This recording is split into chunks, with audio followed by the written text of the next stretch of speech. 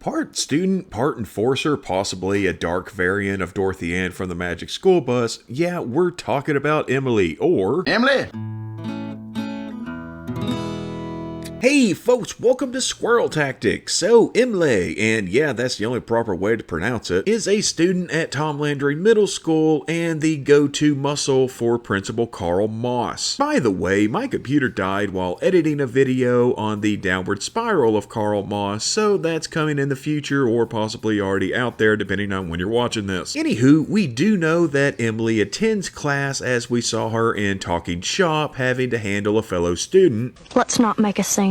Even having to resort to physically removing her. We also know from Bad Girls, What You Gonna Do, that she competed in the school science fair, affectionately known as Rock the Science, and that she's either not particularly smart or is kinda sadistic. Because, well... Bobby, this is a refreshing change from Emily's Can Mice Swim project. Turns out they can, but not for long. She's one of the students that participates in the district's diversity training social experiment in Tears of an Inflatable Clown, and is seen among the students during the walkout in Bobby Ray. But to be fair, the episode does begin with Principal Moss getting her to carry a rather heavy bag of coins from the vending machines instead of doing it himself, so I can't really blame her for turning on him. Hey, put your legs, Emily.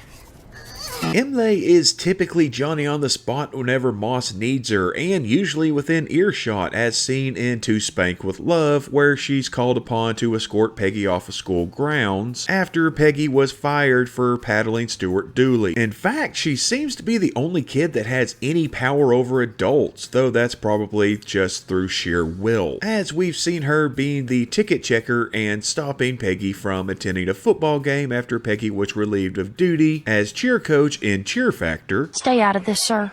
Our beef's not with you. And even Hank listens to her, well, at least momentarily, in A Portrait of the Artist as a Young Clown, when she stops him from entering the school talent show to stop Bobby from performing as Tartuffe the SPRY Wonder Dog, which would have labeled him as a weirdo to the rest of the students. And of course, yeah, Hank does quickly change his mind. What am I doing?